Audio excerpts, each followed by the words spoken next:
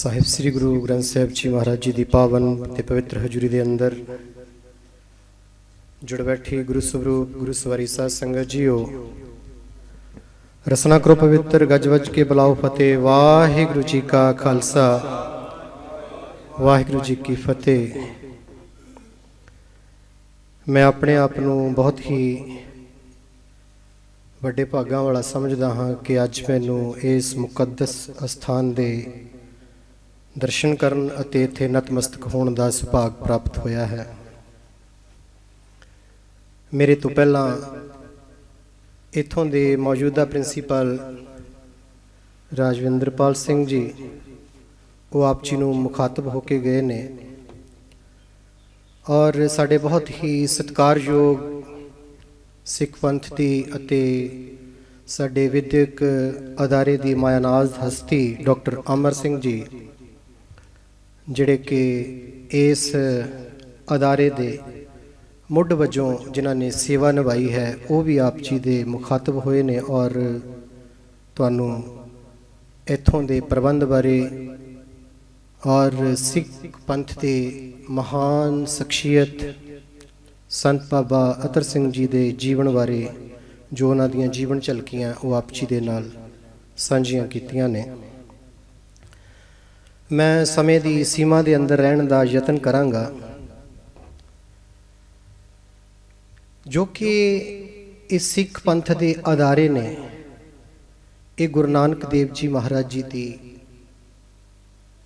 ਜੋ ਸਿੱਖੀ ਦੀ ਲਾਗ ਹੈ, ਜੋ ਸਿੱਖੀ ਦਾ ਬੂਟਾ ਲਗਾਇਆ ਗਿਆ ਸੀ, ਇਹ ਉਸ ਦੇ ਹੀ ਪ੍ਰਤੀਕਰਮ ਵਜੋਂ, ਜਾਂ ਇਹ ਕਹਿ ਲਿਆ ਜਾਵੇ ਕਿ ਉਸ ਦੀਆਂ ਹੀ ਸ਼ਾਖਾਵਾਂ ਨੇ ਤੇ ਇਸ ਦੇ ਵਿੱਚ ਕੋਈ ਅਤਕਥਨੀ ਨਹੀਂ ਹੈ। ਜਦੋਂ ਅਸੀਂ ਭਾਈ ਗੁਰਦਾਸ ਜੀ ਦੀ ਵਾਰ ਨੂੰ ਪੜ੍ਹਦੇ ਹਾਂ ਕਿ ਘਰ ਘਰ ਅੰਦਰ ਧਰਮਸਾਲ ਹੋਵੇ ਕੀਰਤਨ ਸਦਾ ਵਿਸਵਾ, ਮੇਰਾ ਖਿਆਲ ਕਿ ਇਹ ਵਿਦਿਅਕ ਅਦਾਰੇ ਉਸ ਸ਼ਬਦ ਦੀ ਵਿਆਖਿਆ ਕਰਦੇ ਨੇ ਕਿ ਕਿਸ ਤਰ੍ਹਾਂ ਦੇ ਨਾਲ ਗੁਰੂ ਨਾਨਕ ਦੇਵ ਜੀ ਮਹਾਰਾਜ ਜੀ ਦਾ ਇਹ ਸੰਕਲਪ ਸੀ ਕਿ ਘਰ ਘਰ ਦੇ ਅੰਦਰ ਧਰਮਸਾਲ ਕਿਵੇਂ ਹੋ ਸਕਦੀ ਹੈ, ਘਰ ਘਰ ਦੇ ਅੰਦਰ ਗੁਰ ਸ਼ਬਦ ਦਾ ਕੀਰਤਨ ਕਿਵੇਂ ਹੋ ਸਕਦਾ ਹੈ। ਇਹ ਗੁਰੂ ਨਾਨਕ ਦੇਵ ਜੀ ਮਹਾਰਾਜ ਜੀ ਦੇ ਪੈਰੋਕਾਰਾਂ ਵੱਲੋਂ, ਉਹਨਾਂ ਦੇ ਅਨੰਨ ਸੇਵਕਾਂ ਵੱਲੋਂ ਉਸ ਸਿਧਾਂਤ ਨੂੰ ਆਪਣੇ ਅੰਦਰ ਅਡਾਪਟ ਕੀਤਾ ਗਿਆ ਔਰ ਸਮਾਜ ਦੇ ਅੰਦਰ ਗੁਰੂ ਨਾਨਕ ਪਾਤਸ਼ਾਹ ਜੀ ਦੇ ਸਿੱਖ ਸਿਧਾਂਤਾਂ ਨੂੰ ਉਹਨਾਂ ਨੇ ਅਮਲੀ ਜੀਵਨ ਦੇ ਵਿੱਚ ਅਪਣਾ ਕੇ ਔਰ ਸਮਾਜ ਦੇ ਅੰਦਰ ਉਹਨਾਂ ਨੂੰ ਰੂਪਮਾਨ ਕੀਤਾ। ਆਪਾਂ ਸ਼ਬਦ ਸਰਵਣ ਕੀਤਾ, ਹੋਏ ਇਕੱਤਰ ਮਿਲਹੋ ਮੇਰੇ ਭਾਈ, ਦੁਬਿਧਾ ਦੂਰ ਕਰੋ ਲਿਵਲਾਈ। ਜਦੋਂ ਅਸੀਂ ਗੁਰਬਾਣੀ ਦੇ ਸੰਕਲਪ ਦੇ ਵਿੱਚੋਂ ਵਿਦਿਆ ਦੇ ਬਾਰੇ ਚ ਪੜ੍ਹਦੇ ਹਾਂ ਕਿ ਵਿਦਿਆ ਕੀ ਚੀਜ਼ ਹੈ, ਜਿਵੇਂ ਡਾਕਟਰ ਅਮਰ ਸਿੰਘ ਜੀ ਨੇ ਗੱਲ ਕੀਤੀ ਸੀ ਕਿ ਸੰਤ ਬਾਬਾ ਅਤਰ ਸਿੰਘ ਜੀ ਨੇ ਜਿਵੇਂ ਆਪਣਾ ਸਮਾਜਿਕ, ਧਾਰਮਿਕ ਔਰ ਰਾਜਸੀ ਜੀਵਨ ਵੀ ਜੀਆ। ਮੈਂ ਜਦੋਂ ਐਂਟਰ ਕਰ ਰਿਹਾ ਸੀ ਤੇ ਬਾਹਰ ਗੇਟ ਦੇ ਉੱਤੇ ਲਿਖਿਆ ਸੀ, ਧਰਮ ਤੇ ਵਿਦਿਆ ਦਾ ਚਾਨਣ ਮੁਨਾਰਾ, ਧਰਮ ਤੇ ਵਿਦਿਆ ਦਾ ਚਿਰਾਗ, ਇਹ ਮਸਤੂਆਣਾ ਸਾਹਿਬ ਅਸਥਾਨ। ਵਾਕਈ ਹੀ ਜਦੋਂ ਮੈਂ ਇੱਥੋਂ ਦੇ ਵਿਦਿਆਰਥੀਆਂ ਦੇ ਬਾਰੇ ਦੇ ਵਿੱਚ ਸੁਣਿਆ ਤੇ ਇਹ ਅਸਥਾਨ ਇੱਕ ਵਿਦਿਆ ਮੰਦਿਰ ਦੇ ਵਿੱਚੋਂ, ਜਦੋਂ ਅਸੀਂ ਇੱਥੋਂ ਦੇ ਬਣੇ ਹੋਏ ਚਿਰਾਗ ਜਿਹੜੇ ਕਿ ਰੋਸ਼ਨ ਕਰ ਰਹੇ ਨੇ ਸਮਾਜ ਨੂੰ, ਤਾਂ ਇਉਂ ਪ੍ਰਤੀਤ ਹੁੰਦਾ ਹੈ ਕਿ ਸੰਤ ਬਾਬਾ ਅਤਰ ਸਿੰਘ ਜੀ ਮਹਾਰਾਜ ਜੀ ਨੇ ਜੋ ਇੱਥੇ ਬੂਟਾ ਲਗਾਇਆ ਸੀ ਔਰ ਜੋ ਇੱਥੋਂ ਦੇ ਵਿਦਵਾਨਾਂ ਨੇ ਘਾਲਣਾਵਾਂ ਘਾਲੀਆਂ, ਜਿਵੇਂ ਕਿ ਡਾਕਟਰ ਅਮਰ ਸਿੰਘ ਜੀ ਕਹਿ ਰਹੇ ਸੀ ਨਾ ਕਿ ਇੱਥੇ ਅਸੀਂ ਸਿਮਰਨ, ਸੇਵਾ, ਸਾਧਨਾ ਸ਼ੁਰੂ ਕੀਤੀ। ਤੇ ਗੁਰਮੁਖ ਪਿਆਰਿਓ, ਤੁਸੀਂ ਸਟੂਡੈਂਟ ਮੌਜੂਦਾ ਤੇ ਪੁਰਾਤਨ ਬੈਠੇ ਹੋ, ਗੁਰੂ ਨਾਨਕ ਪਾਤਸ਼ਾਹ ਜੀ ਦਾ ਜੋ ਸਿਧਾਂਤ ਸੀ ਸੇਵਾ ਤੇ ਸਿਮਰਨ ਦਾ, ਜਿੰਨਾ ਚਿਰ ਸਿੱਖ ਦੇ ਅੰਦਰ ਸੇਵਾ ਤੇ ਸਿਮਰਨ ਦੇ ਦੋ ਥੰਮ ਉਹ ਆਪਣੀ ਜ਼ਿੰਦਗੀ ਦੇ ਵਿੱਚ ਉਹਨਾਂ ਨੂੰ ਸਟਰੋਂਗ ਨਹੀਂ ਕਰਦਾ, ਉਹਨਾਂ ਚਿਰ ਸਿੱਖ ਦਾ ਕਿਰਦਾਰ ਜਿਹੜਾ ਹੈਗਾ ਉਹ ਪ੍ਰਭਾਵਸ਼ਾਲੀ ਨਹੀਂ ਹੁੰਦਾ। ਸਿੱਖੀ, ਸਿੱਖਿਆ, ਗੁਰ, ਵਿਚਾਰ, ਨਦਰੀ, ਕਰਮ, ਲੰਘਾਏ ਪਾਰ। ਸਿੱਖ ਦਾ ਜੀਵਨ ਸਿੱਖਣਾ। ਸਿੱਖ ਦੀ ਜਦੋਂ ਅਸੀਂ ਡੈਫੀਨੇਸ਼ਨ ਪੜ੍ਹਦੇ ਹਾਂ, ਸਿੱਖ ਧਰਮ ਦੀ ਰਹਿਤ ਮਰਿਆਦਾ ਦੇ ਅਨੁਸਾਰ ਉਸ ਦੇ ਵਿੱਚ ਸਿੱਖ ਦੀ ਡੈਫੀਨੇਸ਼ਨ ਇਹ ਲਿਖੀ ਗਈ ਹੈ ਕਿ ਜੋ ਸਿੱਖ ਗੁਰੂ ਨਾਨਕ ਦੇਵ ਜੀ ਤੋਂ ਲੈ ਕੇ ਗੁਰੂ ਗੋਬਿੰਦ ਸਿੰਘ ਜੀ ਮਹਾਰਾਜ 10 ਗੁਰੂ ਸਾਹਿਬਾਨ ਦੀ ਸਿੱਖਿਆ ਅੰਮ੍ਰਿਤ ਦੇ ਉੱਤੇ ਨਿਸ਼ਚਾ ਕਰਦਾ ਹੈ, ਕਿਸੇ ਹੋਰ ਧਰਮ ਨੂੰ ਨਹੀਂ ਮੰਨਦਾ, ਉਹ ਸਿੱਖ ਹੈ। ਪਰ ਜਦੋਂ ਅਸੀਂ ਸਿੱਖ ਦੀ ਅੱਖਰੀ ਪਰਿਭਾਸ਼ਾ ਜਾਂ ਅੱਖਰੀ ਤੌਰ ਦੇ ਉੱਤੇ ਉਸ ਦਾ ਵਿਸ਼ਲੇਸ਼ਣ ਕਰਦੇ ਹਾਂ ਜਾਂ ਉਸ ਦਾ ਅਧਿਐਨ ਕਰਦੇ ਹਾਂ, ਤੇ ਸਿੱਖ ਦੀ ਡੈਫੀਨੇਸ਼ਨ ਹੈ ਜੋ ਸਿੱਖਿਆਰਥੀ ਹੈ, ਜੋ ਸਿੱਖਦਾ ਹੈ। ਅਸੀਂ ਇੱਥੇ ਸਿੱਖਣ ਦੇ ਲਈ ਆਏ ਹਾਂ, ਤੇ ਗੁਰਬਾਣੀ ਕੀ ਕਹਿੰਦੀ ਹੈ? ਵਿਦਿਆ ਵਿਚਾਰੀ ਤਾਂ ਪਰਉਪਕਾਰੀ। ਹੁਣ ਇੱਥੇ ਸਮਝਣ ਦੀ ਜ਼ਰੂਰਤ ਹੈ ਕਿ ਵਿਦਿਆ ਪਰਉਪਕਾਰੀ ਕਦੋਂ ਬਣਦੀ ਹੈ? ਵਿਦਿਆ ਪੜ੍ਹ ਲਈ, ਪਰ ਪੜ੍ਹ ਕੇ ਮਨ ਦੇ ਵਿੱਚ ਹਉਮੈ ਹੰਕਾਰ ਪੈਦਾ ਹੋ ਗਿਆ, ਆਪਣੀ ਵਿਦਿਆ ਦਾ ਗੁਮਾਨ ਹੋ ਗਿਆ, ਤੇ ਉਹ ਪਰਉਪਕਾਰੀ ਨਹੀਂ ਬਣ ਸਕਦੀ, ਉਹ ਪਰਉਪਕਾਰੀ ਨਹੀਂ ਹੋ ਸਕਦੀ। ਗੁਰੂ ਨਾਨਕ ਪਾਤਸ਼ਾਹ ਜੀ ਨੇ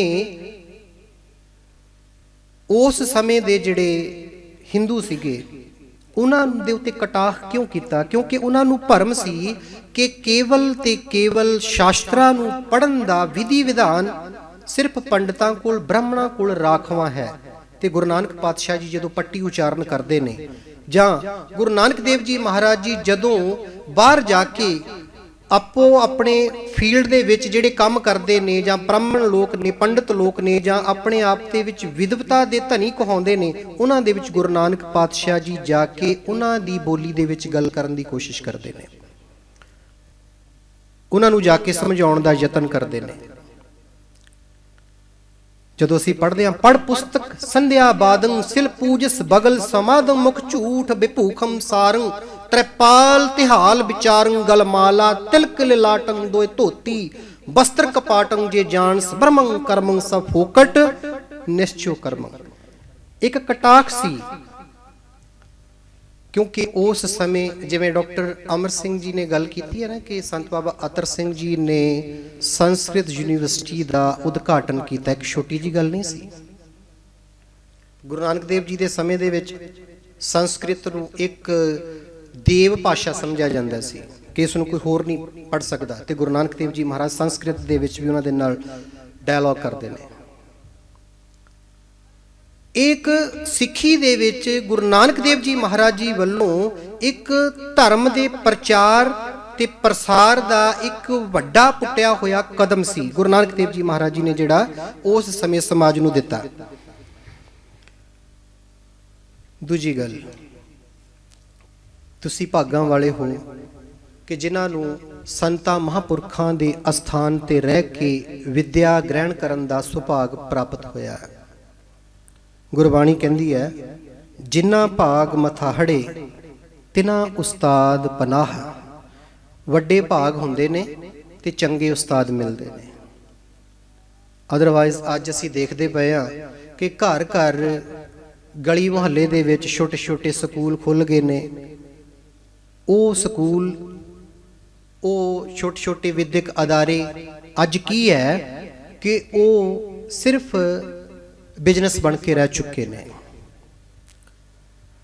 ਪਰ ਜਿਹੜੀ ਧਰਮ ਦੀ ਕਾਰ ਹੈ ਉਸ ਦੇ ਵਿੱਚੋਂ ਮਨਫੀ ਹੁੰਦੀ ਜਾ ਰਹੀ। ਧਰਮ ਦੀ ਕਾਰ ਕੀ ਹੈ ਕਿ ਗੁਰੂ ਨਾਨਕ ਦੇਵ ਜੀ ਮਹਾਰਾਜ ਤੋਂ ਲੈ ਕੇ 10 ਗੁਰੂ ਸਾਹਿਬਾਨ ਦਾ ਜਦੋਂ ਅਸੀਂ ਜੀਵਨ ਪੜ੍ਹਦੇ ਹਾਂ ਤਾਂ ਸਮੁੱਚੇ ਇਤਿਹਾਸ ਦੇ ਵਿੱਚੋਂ ਸਾਨੂੰ ਇਹ ਗੱਲ ਪਤਾ ਲੱਗਦੀ ਹੈ ਕਿ ਗੁਰੂ ਸਾਹਿਬਾਨਾਂ ਦਾ ਸਿਧਾਂਤ ਸੀ ਕਿ ਸਿੱਖ ਨੇ ਜਿਹੜੀ ਵੀ ਕਾਰ ਕਰਨੀ ਹੈ ਨਾ, ਉਹ ਧਰਮ ਦੇ ਦਾਇਰੇ ਦੇ ਅੰਦਰ ਰਹਿ ਕੇ ਕਰਨੀ ਹੈ। ਜਿਵੇਂ ਅਸੀਂ ਪੜ੍ਹਦੇ ਹਾਂ, ਕਿਰਤ ਵਿਰਤ ਕਰ ਧਰਮ ਦੀ ਹੱਥੋਂ ਦੇ ਕੇ ਭਲਾ ਮਨਾਵੇ।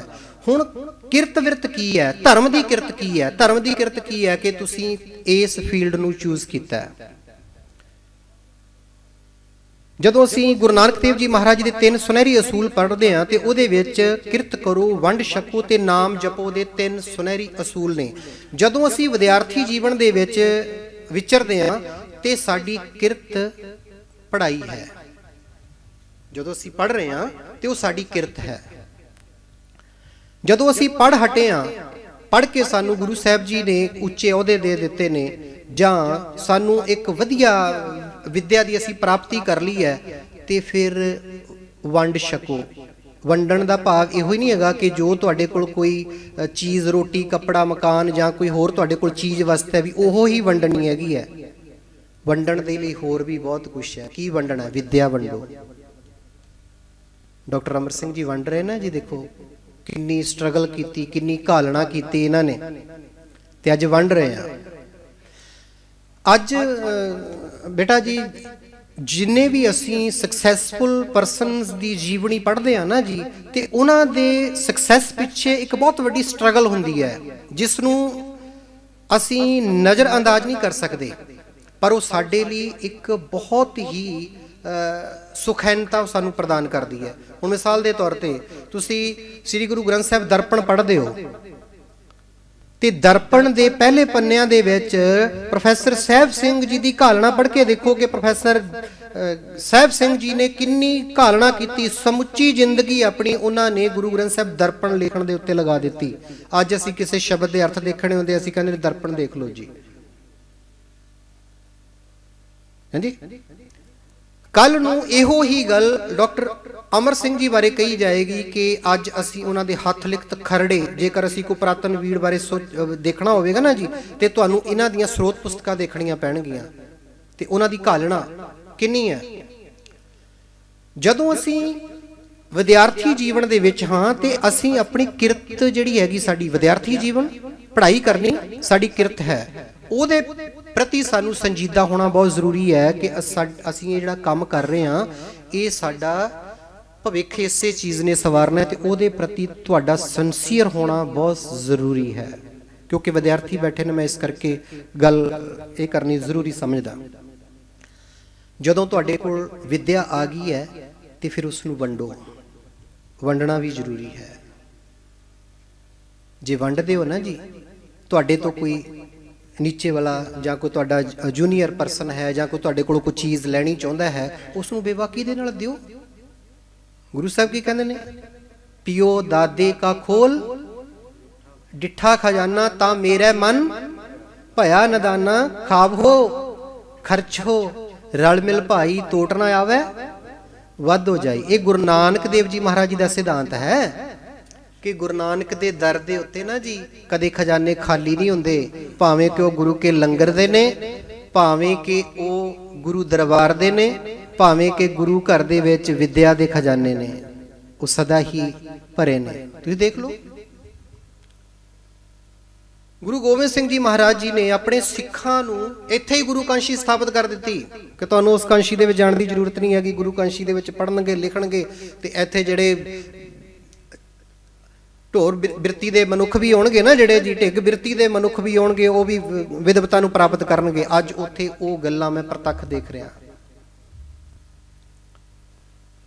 ਸੋ ਕਹਿਣ ਤੋਂ ਭਾਵ ਗੁਰੂ ਨਾਨਕ ਦੇਵ ਜੀ ਮਹਾਰਾਜ ਜੀ ਦੇ ਸਿਧਾਂਤ ਸਾਨੂੰ ਅਮਲ ਦੇ ਵਿੱਚ ਲਿਆਉਣ ਦੀ ਬਹੁਤ ਜ਼ਿਆਦਾ ਜ਼ਰੂਰਤ ਹੈ। ਕਿਉਂਕਿ ਆਮ ਤੌਰ ਦੇ ਉੱਤੇ ਅਸੀਂ ਦੇਖਦੇ ਹਾਂ ਜਿਹੜਾ ਸਾਡਾ ਇਹ ਗੁਰਮਤ ਦਾ ਫੀਲਡ ਹੈ ਨਾ, ਅੱਜ ਜਿਵੇਂ ਕਿ ਕੋਈ ਰਾਗੀ ਸਿੰਘ ਬਣ ਰਹੇ ਨੇ, ਢਾਡੀ ਸਿੰਘ ਬਣ ਰਹੇ ਨੇ, ਜਾਂ ਕਥਾਵਾਚਕ ਬਣ ਰਹੇ ਨੇ, ਇਹਨਾਂ ਦੇ ਉੱਤੇ ਇੱਕ ਟੈਗ ਲੱਗਦਾ ਜਾ ਰਿਹਾ। ਪਿਆਰਿਓ, ਮੈਂ ਇਹਦੇ ਵਿੱਚ ਕੋਈ ਸੰਕੋਚ ਨਹੀਂ ਕਰਾਂਗਾ ਕਹਿਣ ਦੇ ਲਈ, ਕਿਉਂਕਿ ਮੈਂ ਪਹਿਲੋਂ ਇੱਕ ਗੁਰਮਤ ਦਾ ਵਿਦਿਆਰਥੀ ਹਾਂ, ਧਰਮ ਦਾ ਵਿਦਿਆਰਥੀ ਹਾਂ। ਜੋ ਟੈਗ ਲੱਗ ਰਿਹਾ ਹੈ ਉਹ ਇਹ ਲੱਗ ਰਿਹਾ ਹੈ ਕਿ ਜੀ ਰਾਗੀ ਢਾਡੀ ਤੇ ਉਹ ਬੰਦੇ ਬਣਦੇ ਨੇ ਜਿਨ੍ਹਾਂ ਨੂੰ ਕੱਖ ਨਹੀਂ ਆਉਂਦਾ।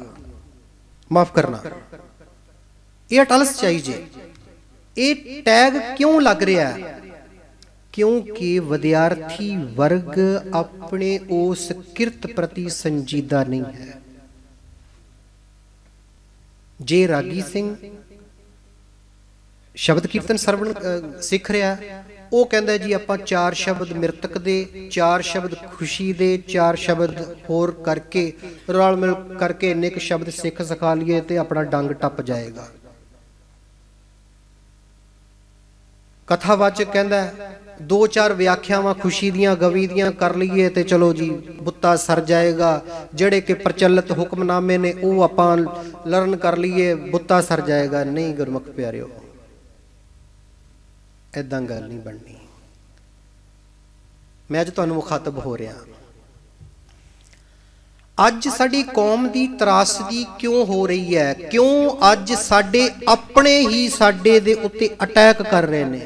क्यों? क्योंकि उन्होंने पता है कि असी जो मर्जी बोली जाइए सानू जवाब देने वाला कोई नहीं है, कोई नहीं है। अज असी लंगर बहुतात लगा दिते ने,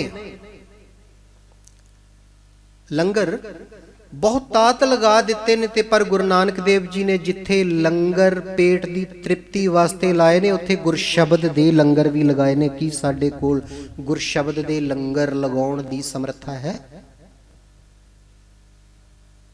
अज असी गुरमत विद्या ग्रहण कर रहे हैं, पर गुरु नानक देव जी का सिद्धांत जिहड़ा सिमरन दा सी, अज मैं दावे नाल कहना कि अज किसी गुरमत प्रचारक नूं कह दो भी भाई साहब जी अज तुसीं कथा करन आए हो, सवेरे अमृत वेले उठ के ना जी आपां सिमरन दे विच जुड़ना, सवेरे तड़के 2 बजे उठ जिओ आपां सिमरन करना।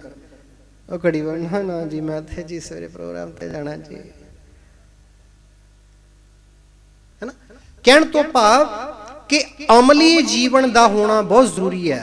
मैं विद्यार्थी वर्ग नूं संबोधन होके कह रहा कि अमली जीवन होना बहुत जरूरी है, फिर ही साडा जिहड़ा सरदार दा किरदार है ना वो इफेक्टिव होएगा।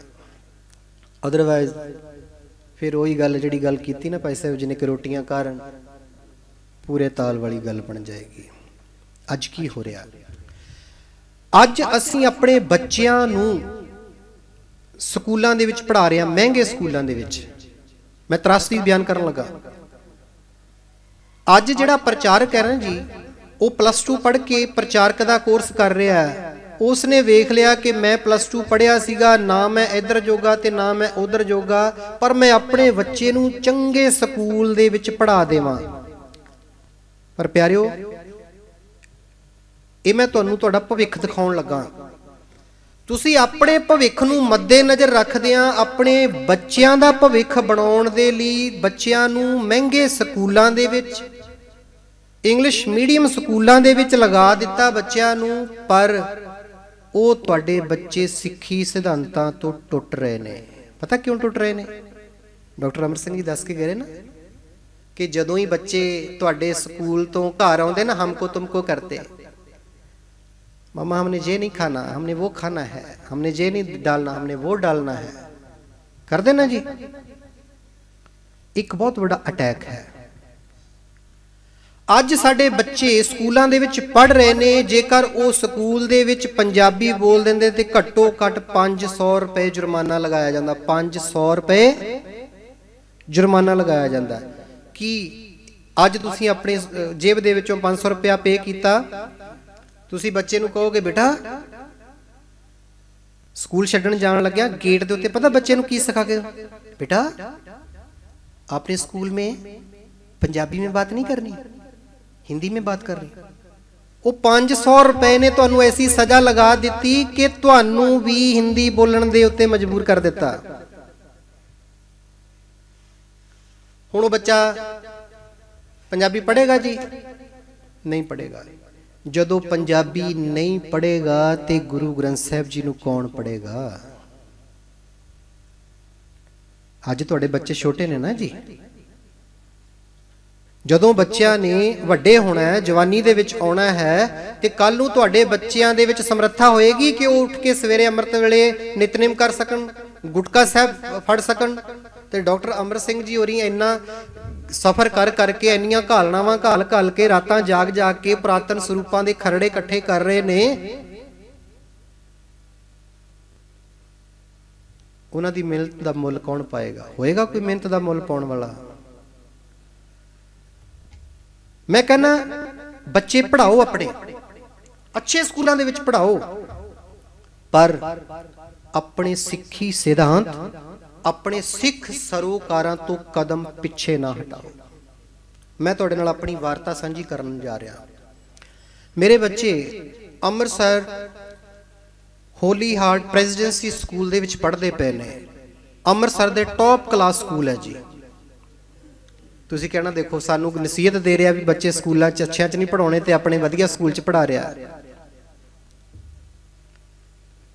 मैं अपने बच्चे अच्छे स्कूल च क्यों पढ़ा रहा? ताकि ਉਹ ਉਹਨਾਂ ਲੋਕਾਂ ਦੇ ਹਾਈ ਸਟੈਂਡਰਡ ਦੀ ਮਹਿਫਲ ਦੇ ਵਿੱਚ ਬੈਠ ਕੇ ਉਹਨਾਂ ਦੇ ਲੈਵਲ ਦੀ ਗੱਲ ਕਰ ਸਕੇ। ਪਰ ਗੁਰਮੁਖ ਪਿਆਰਿਓ, ਮੈਂ ਉਹਨਾਂ ਦੇ ਵਿੱਚੋਂ ਸਿੱਖੀ ਸਿਧਾਂਤ ਮਨਫੀ ਨਹੀਂ ਹੋਣ ਦਿੱਤੇ। ਮੇਰਾ ਬੱਚਾ ਚੌਥੀ ਕਲਾਸ ਦੇ ਵਿੱਚ ਪੜ੍ਹਦਾ ਹੋਇਆ ਸਟੇਜ ਦੇ ਉੱਤੋਂ ਪੰਜਾਬੀ ਦੇ ਵਿੱਚ ਸਪੀਚ ਦਿੰਦਾ ਸੀ। 5ਵੀਂ ਕਲਾਸ ਦੇ ਵਿੱਚ ਮੇਰਾ ਬੱਚਾ ਪੰਜਾਬੀ ਲੈਕਚਰ ਮੁਕਾਬਲੇ ਦੇ ਵਿੱਚ ਗਿਆ, ਭਾਸ਼ਣ ਮੁਕਾਬਲੇ ਦੇ ਵਿੱਚ ਗਿਆ ਤੇ ਉੱਥੇ ਫਸਟ ਪ੍ਰਾਈਜ਼ ਲੈ ਕੇ ਆਇਆ। ਕੀ ਹੋਇਆ ਕਿ ਜਦੋਂ ਮੈਂ ਬੱਚੇ ਨੂੰ ਆਪਣੇ ਨੂੰ ਪਾਇਆ ਨਾ ਜੀ, ਤੇ ਮੇਰੇ ਬੇਟੇ ਨੇ ਸਵੇਰੇ ਪਾਠ ਕੀਤਾ। ਪਾਠ ਕਰਨ ਤੋਂ ਬਾਅਦ ਨਾ ਜੀ, ਉਹ ਬੱਚੇ ਖੇਡਦੇ ਖੇਡਦੇ ਆਪਸ ਦੇ ਵਿੱਚ ਤੇ ਉਹ ਗਾਇਤਰੀ ਮੰਤਰ ਦਾ ਪਾਠ ਸੁਣਾਉਣ ਲੱਗ ਗਿਆ। ਬੱਚਾ ਕੀ ਸੁਣਾਉਣ ਲੱਗ ਗਿਆ ਜੀ? ਗਾਇਤਰੀ ਮੰਤਰ ਦਾ ਪਾਠ ਸੁਣਾਉਣ ਲੱਗ ਗਿਆ। ਮੇਰੀ ਘਰ ਦੀ ਮੈਨੂੰ ਕਹਿੰਦੀ ਆਪਾਂ ਤੇ ਪੱਟੇ ਗਏ। ਮੈਂ ਕੀ ਹੋ ਗਿਆ? ਓਕੇ, ਆਪਣਾ ਬੇਟਾ ਗਾਇਤਰੀ ਮੰਤਰ ਦਾ ਪਾਠ ਸੁਣਾਉਣ ਡਿਆ। ਉਹ ਮੈਂ ਕਿਹਾ ਭਗਵਾਨ, ਬੜੀ ਵਧੀਆ ਗੱਲ ਹੈ। ਉਹ ਕਹਿੰਦੇ ਵੀ ਇਹ ਕਿਹੜੀ ਵਧੀਆ ਗੱਲ ਹੈ? ਮੈਂ ਕਿਹਾ ਮੈਂ ਪ੍ਰਚਾਰਕ ਹਾਂ, ਮੈਂ ਬੜਾ ਯਤਨ ਕੀਤਾ। ਇੱਥੇ ਮਾਝੀ ਸਾਹਿਬ ਬੈਠੇ ਸੀ, ਚਲੇ ਗਏ ਸ਼ਾਇਦ। ਮੈਂ ਕਿਹਾ ਮੈਂ ਬੜਾ ਯਤਨ ਕੀਤਾ ਕਿ ਮੈਂ ਗਾਇਤਰੀ ਮੰਤਰ ਯਾਦ ਕਰ ਲਵਾਂ, ਮੈਨੂੰ ਥੋੜਾ ਪਤਾ ਲੱਗ ਜਾਓ। ਮੈਂ ਕਿਹਾ ਮੇਰੀ ਤੇ ਜੀਭ ਹੀ ਨਹੀਂ ਸੀ ਪਲਟਦੀ। ਉਹ ਇਹ ਛੋਟੀ ਉਮਰ ਦੇ ਵਿੱਚ ਇਹਨੂੰ ਗਾਇਤਰੀ ਮੰਤਰ ਆ ਗਿਆ। ਵਧੀਆ ਭਗਵਾਨ ਨੇ ਭਵਿੱਖ ਦੇ ਵਿੱਚ ਨਾ ਇਹ ਜਦੋਂ ਸਟੇਜ ਤੇ ਬੋਲਿਆ ਕਰੂਗਾ ਨਾ, ਤੇ ਸਾਹਮਣੇ ਵਾਲਿਆਂ ਨੂੰ ਪਤਾ ਲੱਗ ਜਾ ਕਰੇ, ਰੌਂਗਟੇ ਖੜੇ ਹੋ ਜਾ ਕਰਨ ਵੀ ਬਾਕੀ ਇਸ ਬੰਦੇ ਦੀ ਜੀ ਹੋਰਾਂ ਧਰਮਾਂ ਤੇ ਵੀ ਪਕੜ ਹੈ। ਮੈਂ ਤੁਹਾਡੇ ਸਾਹਮਣੇ ਇਹ ਗੱਲ ਕਿਉਂ ਰੱਖਣੀ ਚਾਹੁੰਦਾ, ਮੈਂ ਵੀ ਪ੍ਰਚਾਰਕ ਹਾਂ, ਕਿ ਅਸੀਂ ਇੱਕ ਆਪਣੇ ਜੀਵਨ ਦੇ ਵਿੱਚ ਲਾਈਨ ਖਿੱਚ ਦਿੱਤੀ। ਲਾਈਨ ਕੀ ਖਿੱਚ ਦਿੱਤੀ ਹੈ ਵੀ ਅਸੀਂ ਇੰਨਾ ਕੁ ਕੰਮ ਕਰਨਾ ਹੈ। ਉਹ ਗੁਰਮੁਖ ਪਿਆਰਿਓ, ਤੁਸੀਂ ਇੰਨੀ ਕੁ ਲਾਈਨ ਖਿੱਚੀ ਹੋਈ ਹੈ ਤੇ ਤੁਹਾਡੇ ਧਰਮ ਦੇ ਉੱਤੇ ਅਟੈਕ ਕਰਨ ਵਾਲਿਆਂ ਨੇ ਤੁਹਾਡੇ ਪੈਰਲਰ ਬਹੁਤ ਵੱਡੀ ਲਾਈਨ ਖਿੱਚ ਦਿੱਤੀ ਹੋਈ ਹੈ। ਹੁਣ ਉਸ ਲਾਈਨ ਨੂੰ ਛੋਟੀ ਕਰਨ ਵਾਸਤੇ ਉਸ ਲਾਈਨ ਨੂੰ ਮਿਟਾਓਗੇ? ਉਹ ਲਾਈਨ ਮਿਟਾਉਣੀ ਨਹੀਂ ਪਏਗੀ, ਬਲਕਿ ਉਸ ਦੇ ਪੈਰਲਰ ਉਸ ਤੋਂ ਵੀ ਵੱਡੀ ਲਾਈਨ ਖਿੱਚਣੀ ਪਏਗੀ, ਫਿਰ ਉਹ ਲਾਈਨ ਛੋਟੀ ਹੋਏਗੀ। ਹੁਣ ਉਹ ਕਿਵੇਂ ਹੋਏਗੀ? ਉਸ ਲਾਈਨ ਨੂੰ ਛੋਟੀ ਕਰਨ ਵਾਸਤੇ ਕੀ ਕਰਨਾ ਪਏਗਾ ਜੀ? ਤੁਹਾਨੂੰ ਆਪਣੀ ਲਾਈਨ ਵੱਡੀ ਕਰਨੀ ਪਏਗੀ। ਵੱਡੀ ਕੀ ਕਰਨੀ ਹੈ? ਕਲਾਸ ਲੱਗੀ ਤੁਹਾਡੀ, ਤੁਹਾਨੂੰ ਤੁਹਾਡੇ ਟੀਚਰ ਸਾਹਿਬਾਨ ਨੇ ਕਿਹਾ ਕਿ ਭਾਈ ਗੁਰਦਾਸ ਜੀ ਦੀ ਪਹਿਲੀ ਵਾਰ ਯਾਦ ਕਰਕੇ ਆਇਓ। ਉਹ ਯਾਰ ਦੱਸ, ਉਹ ਕਿੱਥੋਂ ਸਾਡੇ ਕੋਲੋਂ ਭਾਈ ਗੁਰਦਾਸ ਜੀ ਦੀ ਵਾਰ ਯਾਦ ਹੋਣੀ ਹੈ? ਤੁਹਾਨੂੰ ਤੁਹਾਡੇ ਟੀਚਰ ਨੇ ਕਹਿਤਾ ਭਾਈ ਗੁਰਦਾਸ ਜੀ ਦੇ ਸਵਈਏ ਕਵਿਤ ਸਵਈਏ ਯਾਦ ਕਰਕੇ, ਹੁਣ ਕਿੱਥੋਂ ਆਉਣੀ ਸਾਡੇ ਕੋਲੋਂ? ਕਮਾਲ ਹੈ। ਕਿੰਨਿਆਂ ਕੁ ਨੂੰ ਅੱਜ ਭਾਈ ਗੁਰਦਾਸ ਜੀ ਦੀਆਂ ਵਾਰਾਂ ਦੀ ਜਾਣਕਾਰੀ ਹੈ?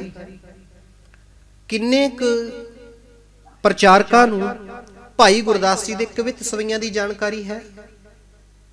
ਆਪਾਂ ਪੜਚੋਲ ਆਪਣੇ ਅੰਦਰ ਕਰ ਲਈਏ। ਮੈਂ ਤੇ ਆਪਣੇ ਅੰਦਰ ਪੜਚੋਲ ਕੀਤੀ ਹੈ, ਮੈਨੂੰ ਵੀ ਨਹੀਂ ਹੈਗੀ। ਤੁਸੀਂ ਇਹ ਨਾ ਸਮਝੋ ਵੀ ਹਾਂਜੀ ਮੈਨੂੰ ਹੋਏਗੀ। ਹਾਂ, ਜਿੰਨੀ ਕੁ ਹੈ ਮਾੜੀ ਮੋਟੀ, ਜਿੰਨੀ ਕੁ ਮੇਰੀ ਸਮਰੱਥਾ ਸੀ ਮੈਂ ਕੀਤੀ ਔਰ ਮੈਂ ਕਰ ਰਿਹਾ, ਅੱਜ ਵੀ ਕਰ ਰਿਹਾ। ਤੇ ਡਾਕਟਰ ਅਮਰ ਸਿੰਘ ਜੀ ਹੋਰਾਂ ਦਾ ਮੈਂ ਵਿਦਿਆਰਥੀ ਹਾਂ ਜੀ। ਮੈਂ ਦੱਸਦੇ ਹਾਂ ਆਪ ਜੀ ਦੇ ਗਿਆਤ ਹੈ, ਤਾਈਓ ਇਹਨਾਂ ਨੇ ਇਸ ਜ਼ਿਕਰ ਕੀਤਾ ਸੀਗਾ ਕਿ ਰਵਿੰਦਰ ਜੀ ਨੂੰ ਪਤਾ ਹੋਏਗਾ ਕਿ ਉੱਥੇ ਕੀ ਕੁਛ ਹੋ ਰਿਹਾ। ਗੁਰੂ ਸਾਹਿਬ ਪਤਾ ਕੀ ਕਹਿੰਦੇ? ਨਿਹੱਥੇ ਪੰਜ ਜਵਾਨ ਮੈਂ ਗੁਰ ਥਾਪੀ ਦਿੱਤੀ ਕੰਡ ਜੀਓ। ਜਦੋਂ ਅਸੀਂ ਇਸ ਪੰਕਤੀ ਦੀ ਵਿਆਖਿਆ ਕਰਦੇ ਹਾਂ, ਉਹਦਾ ਸਿਧਾਂਤ ਹੈ ਕਿ ਜਿਹੜੇ ਮੇਰੇ ਅੰਦਰ ਪੰਜ ਕਾਮਾਦਿਕ ਵੈਰੀ ਸੀ ਨਾ ਜੀ, ਜਦੋਂ ਗੁਰੂ ਨੇ ਮੇਰੇ ਪਿੱਠ ਦੇ ਉੱਤੇ ਥਾਪੜਾ ਦਿੱਤਾ ਨਾ ਜੀ, ਤੇ ਉਹ ਪੰਜ ਵੈਰੀ ਜਿਹੜੇ ਸੀਗੇ ਤਿੱਤਰ ਬਿੱਤਰ ਹੋ ਗਏ। ਸੋ ਇਹਨਾਂ ਦੀ ਪਿੱਠ ਦੇ ਉੱਤੇ ਗੁਰੂ ਦੀ ਥਾਪੀ ਸੀਗੀ ਤੇ ਡਾਇਰੈਕਟ ਉੱਥੇ ਪ੍ਰੋਫੈਸਰ ਦੇ ਅਹੁਦੇ ਤੇ ਗਏ ਨੇ। ਔਰ ਇੱਕ ਹੋਰ ਗੱਲ, ਮੈਂ ਨਾ ਜੀ ਤੁਕ ਤਤਕਰਾ ਵੇਖਿਆ। ਤੁਕ ਤਤਕਰਾ ਜਾਣਦੇ ਜੀ ਸਾਰੇ ਜੀ? ਅਸੀਂ ਸ਼ੁਰੂ ਤੋਂ ਹੀ ਜਦੋਂ ਅਸੀਂ ਪੜ੍ਹੇ ਆ ਨਾ ਜੀ, ਮੈਨੂੰ ਸੁਭਾਗ ਪ੍ਰਾਪਤ ਹੋਇਆ, ਪ੍ਰਿੰਸੀਪਲ ਪ੍ਰਕਾਸ਼ ਸਿੰਘ ਜੀ ਖਾਲਸਾ ਕਾਲਜ ਦੇ ਹਿਸਟਰੀ ਡਿਪਾਰਟਮੈਂਟ ਦੇ ਹੈੱਡ ਸੀਗੇ। ਉਹਨਾਂ ਕੋਲ ਪੜ੍ਹਨ ਦਾ ਮੌਕਾ ਪ੍ਰਾਪਤ ਹੋਇਆ। ਜਦੋਂ ਵੀ ਕਿਸੇ ਸ਼ਬਦ ਦੀ ਵਿਚਾਰ ਅਸੀਂ ਦੇਖਣੀ ਤੇ ਉਹਨਾਂ ਨੇ ਕਹਿਣਾ ਪੁੱਤ ਤੁਕ ਤਤਕਰਾ ਲੈ ਕੇ ਆਓ। ਔਰ ਸੱਚ ਜਾਣ ਜੋ ਸਾਨੂੰ ਤੇ ਤੁਕ ਤਤਕਰਾ ਵੀ ਨਹੀਂ ਸੀ ਕਹਿਣਾ ਹੁੰਦਾ, ਜਦੋਂ ਤੁਤ ਤਤ ਏਦਾਂ ਹੀ ਅਟਕ ਜਾਣਾ ਸੀ। ਸੱਚੀ ਗੱਲ ਜੀ, ਉਹ ਤੁਕ ਤਤਕਰਾ ਸੀ ਜਦੋਂ ਲੈ ਕੇ ਆਉਣਾ, ਸਾਨੂੰ ਉਹਨਾਂ ਨੇ ਸਮਝਾਇਆ ਐਲਫਾਬੈਟਿਕਲੀ ਵੀ ਕਿਸ ਤਰ੍ਹਾਂ ਦੇ ਨਾਲ ਪੰਕਤੀ ਜਿਹੜੀ ਹੈਗੀ ਆ ਉਹ ਲੱਭਣੀ। ਅੱਜ ਤੇ ਬੜਾ ਸੌਖਾ ਹੋ ਗਿਆ ਨਾ ਜੀ, ਆਹ ਫੋਨ ਕੱਢਦੇ ਹੋ ਤੁਸੀਂ, ਸਰਚ ਕਰਦੇ ਹੋ ਤੇ ਉਸੇ ਵੇਲੇ ਪੰਕਤੀ ਲੱਭ ਜਾਂਦੀ ਹੈ। ਜਿਨ੍ਹਾਂ ਵੇਲਿਆਂ ਦੇ ਵਿੱਚ ਅਸੀਂ ਪੜ੍ਹੇ ਹਾਂ ਜੀ, ਅਕਾਲੀ ਕੁਆਇਰ ਸਿੰਘ ਜੀ, ਦੇਖੋ ਉਹਨਾਂ ਨੇ ਕਿੰਨੀ ਘਾਲਣਾ ਘਾਲੀ ਹੋਏਗੀ ਕਿ ਤੁਕ ਤਤਕਰਾ ਲਿਖਿਆ ਉਹਨਾਂ ਨੇ। ਤੇ ਫਿਰ ਨਾ ਜੀ ਸਾਡੇ ਡਿਪਾਰਟਮੈਂਟ ਦੇ ਵਿੱਚ ਮੈਂ ਲਾਇਬ੍ਰੇਰੀ ਦੇ ਵਿੱਚ ਗਿਆ ਤੇ ਮੈਂ ਕਿਹਾ ਜੀ ਤੁਕ ਤਤਕਰਾ ਦੇਖਣਾ। ਉਹ ਲਾਇਬ੍ਰੇਰੀ ਮੈਡਮ ਨੇ ਨਾ ਜੀ ਇੱਕ ਤੁਕ ਤਤਕਰਾ ਦਿੱਤਾ ਜੀ ਸਾਨੂੰ, ਕਹਿੰਦੇ ਜੀ ਇਹ ਨਵਾਂ ਆਇਆ। ਮੈਂ ਕਿਹਾ ਜੀ ਇਹ ਕਿਹੜਾ ਤੁਕ ਤਤਕਰਾ ਆ ਗਿਆ ਨਵਾਂ। ਤੇ ਮੇਰੇ ਅੱਜ ਵੀ ਯਾਦ ਹੈ, ਨੀਲੇ ਕਲਰ ਦੀ ਉਸ ਦੀ ਬਾਈਂਡਿੰਗ ਸੀਗੀ ਤੇ ਉੱਥੇ ਤੁਕ ਤਤਕਰਾ ਤੇ ਥੱਲੇ ਕਰਤਾ ਲਿਖਿਆ ਸੀਗਾ ਜੀ ਡਾਕਟਰ ਅਮਰ ਸਿੰਘ ਜੀ। ਮੈਂ ਕਿਹਾ ਅੱਛਾ ਜੀ, ਇਹਨਾਂ ਦੀ ਉਹ ਮੈਂ ਜਿਹੜੀ ਖੋਜ ਹੈ ਉਹ ਦੇਖੀ, ਕੁਛ ਉਹਦੇ ਤੋਂ ਭਿੰਨਤਾ ਸੀ ਜੀ। ਫਿਰ ਜਦੋਂ ਇਹ ਸਾਡੇ ਡਿਪਾਰਟਮੈਂਟ ਗੁਰੂ ਨਾਨਕ ਦੇਵ ਯੂਨੀਵਰਸਿਟੀ ਦੇ ਵਿੱਚ ਆਏ, ਪਤਾ ਲੱਗਾ ਕਿ ਡਾਕਟਰ ਅਮਰ ਸਿੰਘ ਜੀ ਆਏ ਨੇ। ਇਹਨਾਂ ਦਾ ਚਿਹਰਾ ਵੇਖਿਆ, ਭਰਵਾਂ ਦਾੜਾ, ਤੇ ਮੈਂ ਨਿਹਾਲ ਹੋ ਗਿਆ, ਗਦਗਦ ਹੋਇਆ। ਮੈਂ ਕਿਆ ਬਾਤ ਹੈ, ਮੈਂ ਕੋਈ ਖੁਸ਼ਾਮਦ ਨਹੀਂ ਕਰ ਰਿਹਾ ਇਹਨਾਂ ਦੀ ਜੋ ਗੁਰੂ ਸਾਹਿਬ ਦੀ ਹਜ਼ੂਰੀ ਦੇ ਅੰਦਰ, ਕਿਉਂਕਿ ਕਈ ਪਰਸਨੈਲਿਟੀਆਂ ਇਦਾਂ ਦੀਆਂ ਹੁੰਦੀਆਂ ਨੇ ਕਿ ਜਿਨ੍ਹਾਂ ਦਾ ਤੁਸੀਂ ਨਾਮ ਸੁਣਿਆ ਹੁੰਦਾ ਪਰ ਉਹਨਾਂ ਦੇ ਦਰਸ਼ਨਾਂ ਦੀ ਅਭਿਲਾਸ਼ਾ ਜ਼ਰੂਰ ਹੁੰਦੀ ਹੈ ਤੁਹਾਡੇ ਮਨ ਦੇ ਅੰਦਰ। ਸੋ ਬਹੁਤ ਗੁਣੀ ਜਨ ਨੇ ਸਾਡਾ ਸਾਰਾ ਹੀ ਡਿਪਾਰਟਮੈਂਟ। ਮੈਂ ਗੁਰੂ ਨਾਨਕ ਦੇਵ ਯੂਨੀਵਰਸਿਟੀ ਗੁਰੂ ਨਾਨਕ ਅਧਿਐਨ ਵਿਭਾਗ ਦਾ ਵਿਦਿਆਰਥੀ ਹਾਂ, ਜਿੱਥੇ ਕਿ ਇਹ ਸੇਵਾ ਨਿਭਾ ਰਹੇ ਨੇ। ਔਰ ਸਾਰੇ ਸਟੂਡੈਂਟ ਇਹਨਾਂ ਨੂੰ ਪ੍ਰੇਮ ਕਰਦੇ ਨੇ, ਬਹੁਤ ਸਨੇਹ ਕਰਦੇ ਨੇ। ਹਲੀਮੀ ਤੁਸੀਂ ਇਹਨਾਂ ਦੀ ਦੇਖੀ ਹੈ, ਜਿਹੜੇ ਬੱਚੇ ਇਹਨਾਂ ਕੋਲੋਂ ਪੜ੍ਹ ਕੇ ਗਏ ਨੇ ਉਹ ਧੰਨਤਾ ਦੇ ਯੋਗ ਨੇ। ਮੈਂ ਉਹਨਾਂ ਨੂੰ ਸਿਜਦਾ ਕਰਦਾ। ਤੇ ਜਿੱਥੇ ਡਾਕਟਰ ਅਮਰ ਸਿੰਘ ਜੀ ਨੇ ਸੇਵਾਵਾਂ ਨਿਭਾਈਆਂ ਨੇ ਸਮੁੱਚੀ ਮੈਨੇਜਮੈਂਟ ਦੇ ਅੰਦਰ, ਔਰ ਇਹ ਜਿਹੜੀਆਂ ਉਹ ਪੈੜਾਂ ਸਥਾਪਿਤ ਕਰ ਗਏ ਨਾ ਜੀ, ਸੋ ਮੇਰੀ ਬੇਨਤੀ ਹੈ ਕਿ ਉਹਨਾਂ ਪੈੜਾਂ ਦੇ ਉੱਤੇ, ਉਹਨਾਂ ਦੇ ਪਦ ਚਿੰਨ੍ਹਾਂ ਦੇ ਉੱਤੇ ਚੱਲਣ ਦੀ ਜਿਹੜੀ ਹੈਗੀ ਉਹ ਕੋਸ਼ਿਸ਼ ਜਿਹੜੀ ਹੈਗੀ ਤੁਸੀਂ ਜ਼ਰੂਰ ਕਰੋ। ਦੂਜੀ ਗੱਲ, ਤੁਹਾਡੇ ਅੰਦਰ ਗੁਰਮਤਿ ਚਿੰਤਨ ਦਾ ਹੋਣਾ ਬੜਾ ਜ਼ਰੂਰੀ ਹੈ। ਗੁਰਮਤਿ ਚਿੰਤਨ, ਗੁਰਮਤਿ ਚਿੰਤਨ ਉਦੋਂ ਹੋਏਗਾ ਜਦੋਂ ਅਸੀਂ ਆਤਮ ਮੰਥਨ ਕਰਾਂਗੇ। ਹੁਣ ਆਤਮ ਮੰਥਨ ਕੀ ਹੈ? ਸਾਡਾ ਆਤਮ ਮੰਥਨ ਪਤਾ ਕੀ ਚੱਲਦਾ ਜੀ, ਮੇਰੀ ਇੰਨੀ ਤਨਖਾਹ ਹੈਗੀ ਹੈ, ਇੰਨੀ ਕੁ ਤਨਖਾਹ ਦੇ ਨਾਲ ਕਿਵੇਂ ਗੁਜ਼ਾਰਾ ਕਰਾਂਗੇ, ਬੱਚਿਆਂ ਨੂੰ ਵੀ ਪੜ੍ਹਾਉਣਾ ਹੈ, ਆਹ ਵੀ ਕਰਨਾ ਹੈ, ਉਹ ਵੀ ਕਰਨਾ ਹੈ, ਸਕੂਟਰ ਹੈ, ਛੋਟੀ ਗੱਡੀ ਲੈ ਲਈਏ। ਹਾਂਜੀ, ਸਾਡੇ ਆਤਮ ਮੰਥਨ ਇਸ ਤਰ੍ਹਾਂ ਦੇ ਚੱਲਦੇ ਪਏ ਨੇ। ਹਾਂ ਠੀਕ ਹੈ, ਇਹ ਸਾਡੀਆਂ ਬੇਸਿਕ ਜ਼ਰੂਰਤਾਂ ਵੀ ਨੇ। ਸਾਨੂੰ ਘਰੇਲੂ ਜ਼ਿੰਦਗੀ ਦੇ ਅੰਦਰ, ਸਮਾਜਿਕ ਜ਼ਿੰਦਗੀ ਦੇ ਅੰਦਰ ਇਹ ਚੀਜ਼ਾਂ ਜ਼ਰੂਰੀ ਵੀ ਨੇ, ਪਰ ਇਸ ਤੋਂ ਪਹਿਲੋਂ ਸਿੱਖੀ ਸਿਧਾਂਤ ਵੀ ਜੀਵਨ ਦੇ ਵਿੱਚ ਜ਼ਰੂਰੀ ਨੇ। ਸਿੱਖੀ ਸਿਧਾਂਤ ਵੀ ਜ਼ਰੂਰੀ ਨੇ। ਗੁਰੂ ਨਾਨਕ ਦੇਵ ਜੀ ਮਹਾਰਾਜ ਨੇ ਭਾਈ ਲਹਿਣੇ ਨੂੰ ਜਦੋਂ ਅੰਤਮ ਸਮੇਂ ਪੁੱਛਿਆ ਨਾ, ਜਦੋਂ ਉਹਨਾਂ ਨੇ ਆਪਣਾ ਧਾਨਕ ਰੂਪ ਧਾਰਨ ਕੀਤਾ ਕਿ ਭਾਈ ਸਾਰੇ ਚਲੇ ਗਏ ਨੇ, ਤੂੰ ਨਹੀਂ ਗਿਆ, ਤੂੰ ਕਿਉਂ ਨਹੀਂ ਗਿਆ? ਤੇ ਭਾਈ ਲਹਿਣਾ ਜੀ ਪਤਾ ਕੀ ਕਹਿੰਦੇ ਸੀ? ਕਹਿੰਦੇ ਪਾਤਸ਼ਾਹ, ਜਿਨ੍ਹਾਂ ਦੇ ਪਿੱਛੇ ਕੋਈ ਸੀ ਨਾ ਉਹ ਮੁੜ ਗਏ, ਮੇਰਾ ਤੇ ਪਿੱਛੇ ਕੋਈ ਵੀ ਨਹੀਂ, ਤੇਰੇ ਤੋਂ ਬਿਨਾ ਕੋਈ ਵੀ ਨਹੀਂ, ਮੈਂ ਕਿੱਥੇ ਜਾਵਾਂ, ਮੇਰਾ ਤੇ ਤੂੰ ਹੀ ਹੈ। ਇੱਕ ਇਸ਼ਾਰਾ ਹੈ ਕਿ ਭਾਵ ਜਦੋਂ ਅਸੀਂ ਗੁਰੂ ਦੇ ਬਣ ਗਏ, ਗੁਰੂ ਨੂੰ ਸਮਰਪਿਤ ਹੋ ਗਏ ਨਾ ਜੀ, ਫਿਰ ਸਾਨੂੰ ਪਿੱਛੇ ਮੁੜਨ ਦੀ ਜ਼ਰੂਰਤ ਨਹੀਂ ਹੈਗੀ। ਫਿਰ ਗੁਰੂ ਤੇ ਟੇਕ ਰੱਖਣੀ ਚਾਹੀਦੀ ਹੈ। ਜਦੋਂ ਗੁਰੂ ਤੇ ਟੇਕ ਰੱਖੇਗੀ ਨਾ ਜੀ, ਸਤਿਗੁਰ ਪਾਸ ਬੇਨੰਤੀਆਂ ਮਿਲੈ ਨਾਮ ਆਧਾਰਾ, ਤੁਠਾ ਸੱਚਾ ਪਾਤਸ਼ਾਹ ਤਾਪ ਗਿਆ ਸੰਸਾਰ। ਫਿਰ ਜਦੋਂ ਗੁਰੂ ਕੋਲ ਜੋਦੜੀ ਹੋਏਗੀ ਨਾ, ਜਦੋਂ ਸਾਡੀ ਇਸ ਤਰ੍ਹਾਂ ਦੀ ਵੇਦਨਾ ਬਣ ਜਾਏਗੀ, ਇਸ ਤਰ੍ਹਾਂ ਦੀ ਭਾਵਨਾ ਬਣ ਜਾਏਗੀ ਨਾ ਜੀ, ਤੇ ਫਿਰ ਕੀ ਹੋਏਗੀ? ਫਿਰ ਭਾਵਨਾ ਕੀ ਹੋਏਗੀ ਸਾਡੀ? ਨਾ ਕਰ ਚਿੰਤ, ਚਿੰਤਾ ਹੈ ਕਰਤੇ। ਫਿਰ ਉਹਨੂੰ ਚਿੰਤਾ ਹੋਏਗੀ ਸਾਡੇ ਸਾਰੇ ਕਿਸੇ ਚੀਜ਼ ਦੀ। ਪਰ ਜਦੋਂ ਅਸੀਂ ਉਸ ਕਰਤਾਰ ਨੂੰ ਭੁੱਲ ਕੇ ਚਿੰਤਾ ਦੇ ਵਿੱਚ ਪੈ ਜਾਂਦੇ ਆ ਨਾ ਜੀ, ਤੇ ਫਿਰ ਕਹਿੰਦੇ ਗੁਰੂ ਸਾਹਿਬ ਆਪੇ ਕਹਿੰਦੇ ਨੇ ਭਾਈ ਚਿੰਤਾ ਕਰੀ ਜਾ, ਫਿਰ ਤੂੰ ਆਪੇ ਕਰੀ ਜਾ। ਕਾਹੇ ਰੇ ਮਨ ਚਿਤਵਹਿ ਉਦਮ, ਜਾਂ ਆਹਰ ਹਰ ਜੀਓ ਉਡੇ ਉਡੇ ਆਵੈ ਸੈ ਕੋਸਾਂ ਤਿਸ ਪਾਸ਼ਾ ਬਚਰੇ ਸ਼ਰਿਆ। ਸਾਡੇ ਕੋਲ ਕਿੰਨੇ ਵਧੀਆ ਸਿਧਾਂਤ ਨੇ।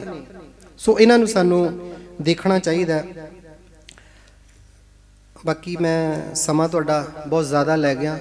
ਦੂਜੀ ਗੱਲ ਮੈਂ ਆਪ ਜੀ ਦੇ ਸਨਮੁਖੇ ਕਰਨੀ ਚਾਹਾਂਗਾ ਕਿ ਆਪਣੇ ਅੰਦਰ ਜਿਹੜੇ ਪੁਰਾਣੇ ਵਿਦਿਆਰਥੀ ਨੇ ਉਹ ਚੰਗੇ ਅਹੁਦਿਆਂ ਤੇ ਪਹੁੰਚੇ ਨੇ, ਜਿਵੇਂ ਪ੍ਰਿੰਸੀਪਲ ਸਾਹਿਬ ਜੀ ਨੇ ਕਿਹਾ ਹੈਗਾ, ਉਹ ਜ਼ਰੂਰ ਆਪਣੇ ਇਸ ਅਦਾਰੇ ਦੇ ਨਾਲ ਜੁੜ ਕੇ ਰਹਿਣ ਜਿੱਥੋਂ ਉਹਨਾਂ ਨੇ ਆਪਣੀ ਕਿਰਤ ਸ਼ੁਰੂ ਕੀਤੀ ਹੈ।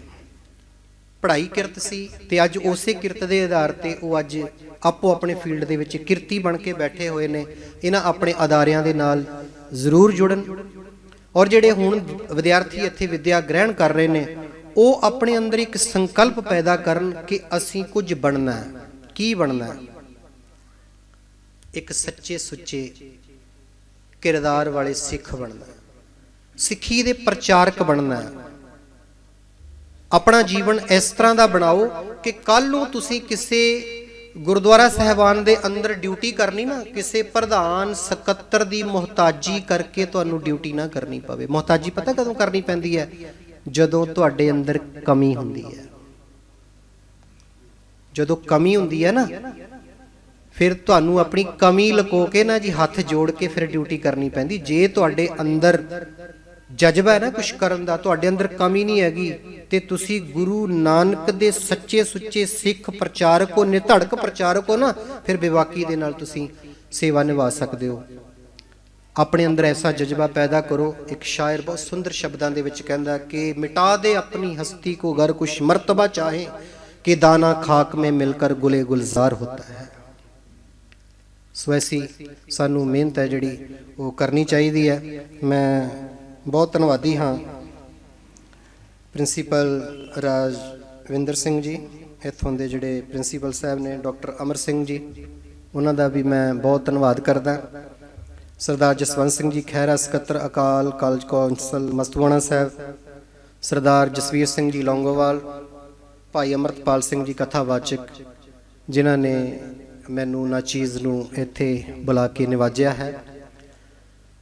ਸੋ ਸਿੱਖ ਧਰਮ ਦਾ ਇੱਕ ਨਿਮਾਣਾ ਜਾਂ ਵਿਦਿਆਰਥੀ ਹਾਂ। ਵਿਦਿਆਰਥੀਆਂ ਕੋਲੋਂ ਬਹੁਤ ਸਾਰੀਆਂ ਭੁੱਲਾਂ ਹੋ ਜਾਂਦੀਆਂ ਨੇ, ਬੋਲਦਿਆਂ ਕੋਈ ਭੁੱਲ ਚੁੱਕ ਰਹਿ ਗਈ ਹੋਵੇ, ਹੋ ਗਈ ਹੋਵੇ ਤੇ ਮੇਰੀ ਝੋਲੀ ਪਾ ਦੇਣੀ। ਗੁਰੂ ਸਾਹਿਬ ਜੀ ਬਖਸ਼ਿੰਦ ਪਿਤਾ ਨੇ ਬਖਸ਼ ਲੈਣਾ ਜੀ। ਸੋ ਭੁੱਲਾਂ ਨਾ ਚਿਤਾਰਦੇ ਹੋਏ ਅਸੀਸ ਪ੍ਰਦਾਨ ਕਰੋ। ਬੁਲਾਓ ਫਤਿਹ ਜੀ। ਵਾਹਿਗੁਰੂ ਜੀ ਕਾ ਖਾਲਸਾ, ਵਾਹਿਗੁਰੂ ਜੀ ਕੀ ਫਤਿਹ।